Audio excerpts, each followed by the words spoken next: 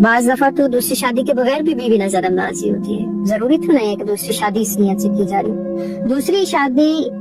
अगर किसी genuine fact के तहत हो, जेन्युइन फैक्ट कोई भी हो सकता है जिंदगी में, मर्द किसी भी रीजन से, मैं अक्सर ये भी बोलती हूँ कि अगर बीवी, पहली बीवी केयरिंग ना हो, वो अपनी वाइफ होने के हकूक सारे अदा ना कर रही हो, अपने फराइज सर अंजाम ना दे रही हो, और आपको जेन्युइन कंप्लेंट्स हो, तो आप एक अच्छी औरत की तरफ हो सकते हैं। लेकिन अगर आप भी अच्छे हैं तो, लेकिन हमारे यहाँ नॉर्मली जो ज्यादा मसला है वो ये है कि मर्द की अपनी